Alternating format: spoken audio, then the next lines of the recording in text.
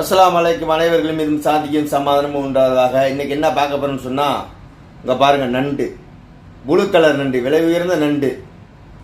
இதை இந்தியில கக்கடான்னு சொல்லுவாங்க. இதை சாப்பிடக்கூடாதுன்னு தப்லீக் ஜமாத்தினர் சொல்லுவாங்க, மக்ருன்னு சொல்லுவாங்க. மக்ருங்கிற ஒரு விஷயமே இஸ்லாத்துல கிடையாதுங்க. ஹலால் ஹராம் ரெண்டு விஷயம் தான் இருக்கு. விஷஜந்துக்களை தவிர கடலில் உள்ள அனைத்தும் ஹலால்னு சொல்லியிருக்காங்க. இது ஏன் அப்படி சொல்லியிருக்காங்கன்னு சொன்னா, இது பயங்கரமான சூடுங்க. இதை சாப்பிட்டு அப்புறம் தூக்கத்தில் ஏதாச்சும் ஆயிடுச்சுன்னு சொன்னா சுபுதுலைக்கு எந்திரிச்சு குளிக்கிறதுக்கு ரொம்ப சிரமமா போயிருங்கிறதுக்காக இந்த கருத்தை சொல்லியிருக்கலாம். இது மன இச்சையின்படி சொன்னதுங்க. அதே நேரத்தில் இந்த ஆண்மை குறைவு உள்ளவர்கள் இதை அதிகமாக சாப்பிடுங்க.